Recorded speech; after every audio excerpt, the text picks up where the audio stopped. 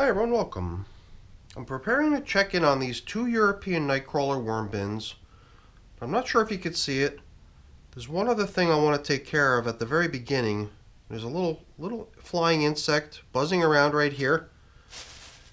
And we've spotted these little guys in these systems on a few occasions in the past, and for that reason we've been bringing in my mosquito dunks BTI solution to try treating the system with that stuff. That BTI bacteria isn't going to kill the flying insects, but it will affect their offspring, their larvae.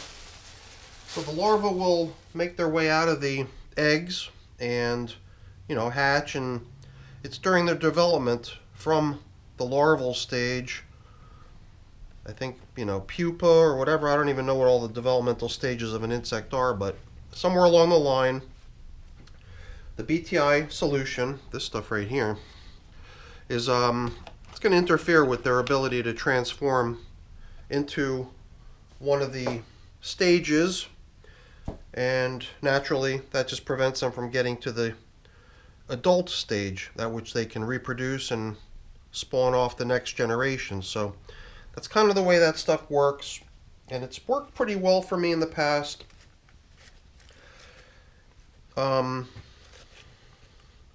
I'm just at the same time trying to assess what I've got going on here. Most of the top coverings that we utilized last time, like these top covering newspapers, are still holding up quite good. In fact, the feeding zone indicator, this coffee filter that we used to mark where we last fed, is still holding up quite nicely as well. It's just this one over here seems like it's really gotten chewed up quite nicely, but since I have no replacements, I'm going to set this one aside and we're just going to reuse it. Not that we really need a feeding zone indicator, but it's just a little bit of a tradition for me to have them in my worm bins. So this stuff, I would normally use the spray bottle in a spray fashion and spritz it in here, but the nozzle is a little bit, I don't know, it's not working well basically. It doesn't rebound so that I can get the next spray squirt in. So I figured I would just go ahead and pretty much empty this entire container into here, trying to get the stuff spread out pretty evenly across the top. This way, before we stir everything up, the stuff will have gone in and it'll be right on the surface where I expect most of the target audience for the stuff to be. So now it's been 14 days since these bins were last fed. The bins are 7 weeks old now, and they got their 4th feeding last time, so this is feeding number 5 at 49 days of age. So now I'm not sure if it's the moisture I just dripped in here around the edges that's really what I'm seeing, or what. You can see a little bit of moisture loss occurring around the plastic coverings that we removed in the beginning. Some of the stuff on the surface is a bit dry. Not to worry, by the time we get finished here, anything that's dry will have been thoroughly blended in with the rest of the materials in the bin. So it too will get a chance to moisten up and get some worm activity on it. So you know what, as long as we're talking about and checking out peripherally the edges, why don't we just continue on with that thinking, and then we'll get to opening up the center of the system and dropping their food in at the end.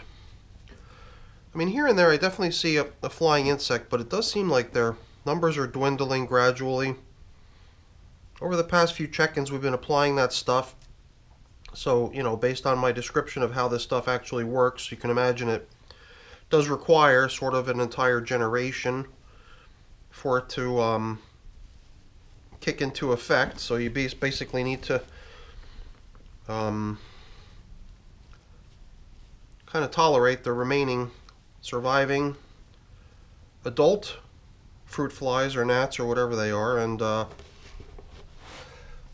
kind of wait until that generation dies off, and then you can kind of expect to see that the next generation just doesn't follow. So after 2 weeks since our last check-in here, it's fair to expect that we're probably going to see very little leftovers in the feeding area. But like I said, we're going to just stir up the outer edges first, and then we'll dive down into the center of the bins to plop in today's food. The stuff I'm giving them is it's an assortment of mostly cantaloupe rinds, but I think there's some mango peels in here too. The stuff came from my mom's house. Normally, you won't find mangoes around here at my house, but my mom usually has all kinds of fruits going on over there, so I'm always getting all kinds of cantaloupe rinds or watermelon rinds, or in this case mango peels, it seems. So we've kind of aerated and tilled up the outer edges. Here and there I'm grabbing some handfuls of this material, and you know what? I almost forgot, we do have some test material over here in bin number 1. And I guess I should be careful because right here I believe I've got a little bit of the compostable bag. It appears, you know, appearance-wise it seems like a plastic bag when you have it in your hands, but it has had, wouldn't be able to really see it today, it had the words compostable written on the side of it. And you know, there's different types of composting. A lot of people consider composting to be a hot process where the greens and browns are mixed in a certain ratio, and then there's moisture, and then that stuff starts to heat up, and then that is what a lot of people consider to be the composting process, that hot composting process. But what you're doing in the worm bins is a fairly cool composting process. So I don't know if the bag is intended to be run through a hot composting process, and that's what they had in mind when they labeled it as compostable. So I think even last time we were flashing some numbers up on the screen to indicate how long this process has been in place now. I sort of had two distinctions between the amount of time that's been going on, because there was a period of time when the bag was sort of idle and not really making a whole lot of progress. So I sort of deducted about a month and a half or whatever from the overall amount of time. But if I'm not mistaken, when I was looking at my spreadsheet earlier, I think the amount of time that it's actively been composting is somewhere in the neighborhood of about 30 weeks. So I guess that's just a little preview as to what to expect if you too were to decide to grab one of these things and throw it into your worm bin and see what happens. You would have to wait and wait and wait for quite some time before the thing would break down, but it does seem like it's making progress. I mean, it was clearly a bag when it began, and then it started getting riddled with holes. Whether or not that was worms nibbling at it because they find it to be something that they like to eat or something, I don't know. Somehow I'm skeptical about whether that's really the case, because if that were the case, then you would have to imagine that it would have been gone a long time ago by now. But for whatever reason, it seems to make progress, but in ways that it's sort of hard to figure out what's really happening and what to expect next or how long it's going to take. So let's see if we can excavate the feeding area. We've sort of danced around where we last fed 2 weeks ago, but now it's time to get down into it. And here in bin number 1, I think we're going to see about excavating a little bit more carefully. We can be a bit more haphazard over in bin number 2 because we don't have a compostable bag test going on over there. But here I do want to see if I can extract the compostable bag from the feeding area without contributing to its deterioration. So I want to not puncture it or tear it or anything like that in the process of fishing it out of here. But I do believe that as time goes on, it's going to become more and more difficult to keep this thing one continuous piece of material. In the very beginning, I put a knot at the opening of the bag, thinking that I would spare some unfortunate worms from crawling into the thing and then being unable to get out and possibly starving or whatever might happen to them if they're in there and can't get out. But I mean, yeah, you could just take a glance at this thing and you could see worms all over the thing. They're kind of in it and hanging out, checking it out, seeming to enjoy being on it for whatever reason. Not sure what that means, but hopefully it means that they're actually nibbling on it too. And then at some point we can expect to see it gone, but who knows how long that'll take.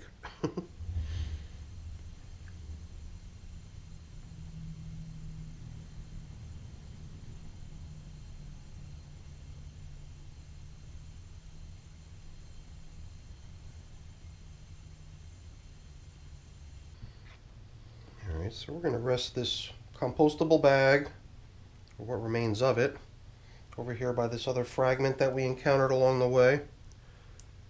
And we'll sort of finish up opening up a nice spot into which we can put today's replenishment of their food supply. I mean, I saw some sort of a stem of something here. Not too surprising that after 2 weeks since we last gave them their last feeding that we would find minimal leftovers. I mean, here and there I'm bumping into a chunk of corn cob. We'll just see if we can bust it up into smaller pieces if we encounter any of that along the way. But over here, I believe in the younger, not in the younger bin, they're both the same age, but bin number 2.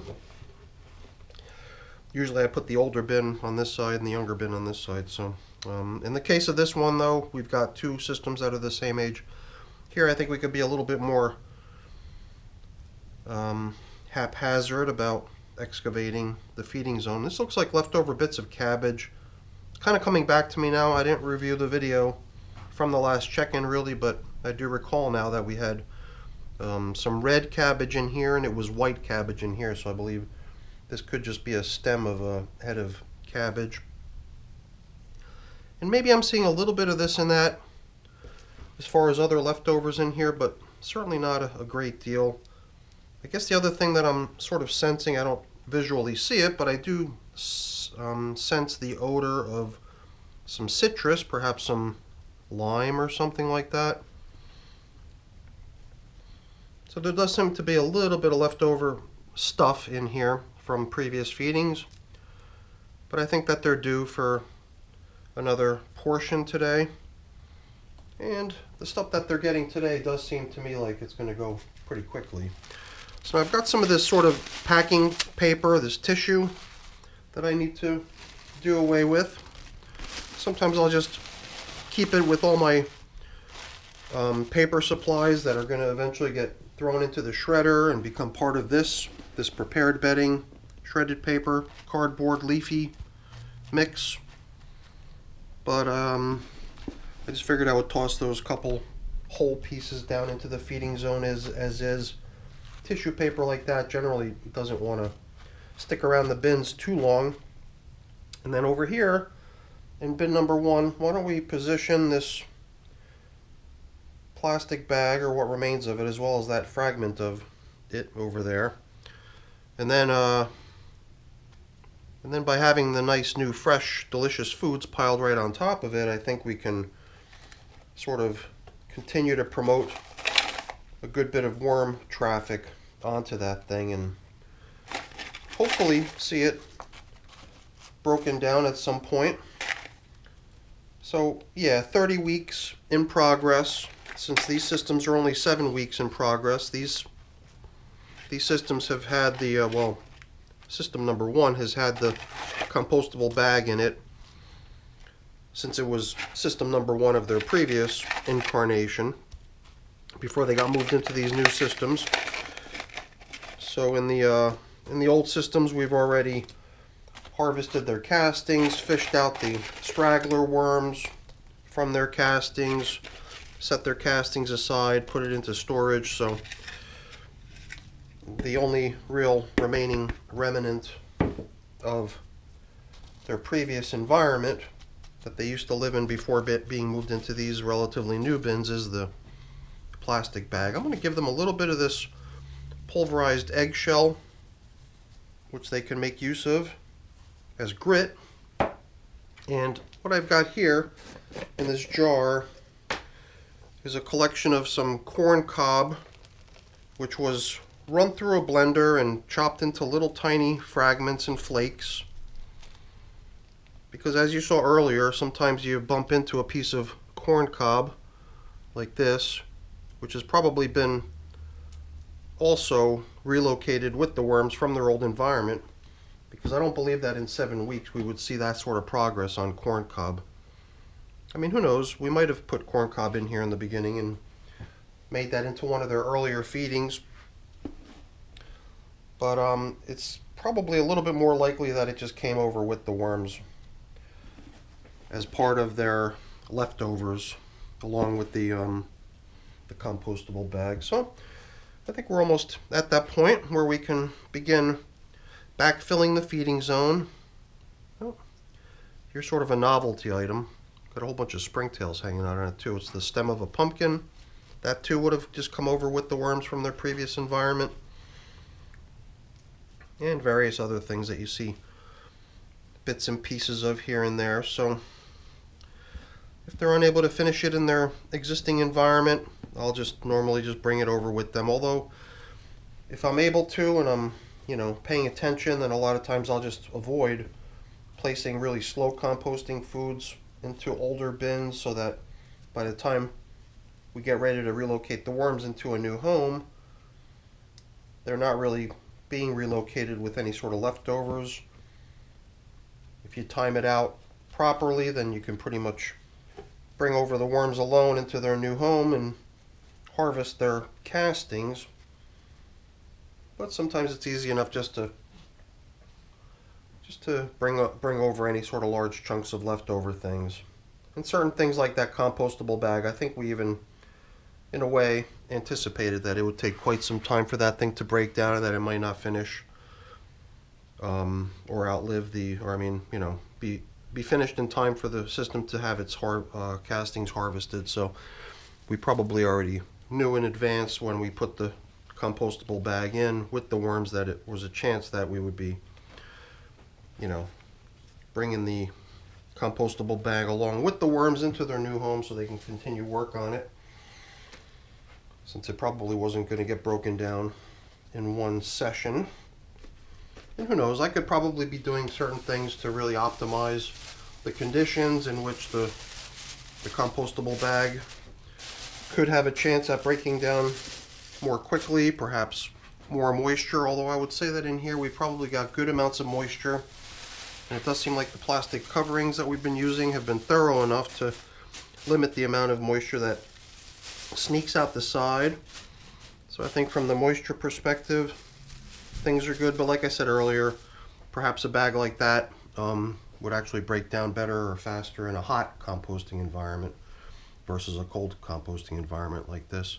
But it is always kind of interesting to see, what becomes of a unusual, novel item that you normally don't put into your worm bins. And I mean, something labeled as compostable, it's sort of, it is tempting to try to throw it in here and see what happens. So the test continues and it's still here, so we'll have to keep checking in and see what becomes of it. That's it for the video, everyone. Hopefully you enjoyed it. If you did, as always, please don't forget to leave me a quick thumbs up before you go. That's always really appreciated. And if you haven't done so already, please also consider subscribing to the channel. That's very much appreciated as well. All right, everyone, thanks so much for watching. Have a great day. Bye now.